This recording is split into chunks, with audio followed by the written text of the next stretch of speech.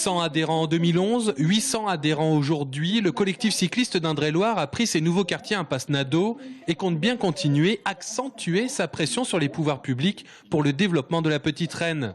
Parmi les chevaux de bataille actuels, une future et hypothétique vélostation digne de ce nom à la gare. Avant, les vélos étaient garés dans la gare, vous avez dû voir tout ça. Et puis avec les travaux de rénovation, tout ça, ils ont été enlevés, ils n'ont jamais été remis. Il y avait environ 400 vélos qui avaient toute leur place dans la gare. Depuis, nous, on œuvre, on milite pour une vélostation à proximité de la gare.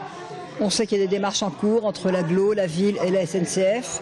Ça nous paraît beaucoup trop lent, je vous le dis, tout ça, parce que c'est une priorité et pour les tourangeaux et pour les déplacements pendulaires, pour les gens qui prennent le train.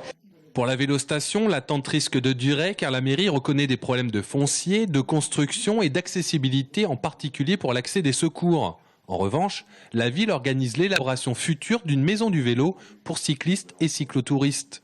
Un endroit convivial, près de l'approche de la gare si possible, de façon à ce que les gens qui viennent, alors en principe les touristes, mais aussi les gens qui se déplacent à vélo, de façon à avoir un endroit qui puisse poser le vélo, faire des petites réparations, déposer leurs colis, poser le vélo en toute sécurité, puis partir en ville pour la visiter à pied. Pour mémoire, le collectif cycliste 37 a été créé suite à la non-construction de pistes cyclables sur le pont Saint-Côme, c'était il y a 30 ans. Le problème est le même aujourd'hui pour franchir la Loire, une fois passé le pont Napoléon. La traversée de la Loire nous dit qu'il faut faire un pont spécifique. Un pont spécifique, c'est 8 millions. 8 millions, les collectivités locales n'ont plus les moyens de mettre 8 millions pour le faire. Alors, soyons intelligents.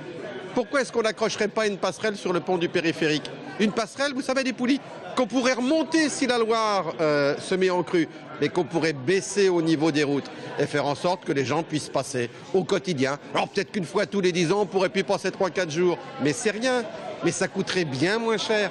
Dans la ville de Tours, ce sont 40 000 vélos qui circulent au quotidien, 6 400 supports pour les garer. Mais le frein au développement cycliste, c'est le vol, d'où la sensibilisation permanente du collectif en faveur du marquage des bicyclettes.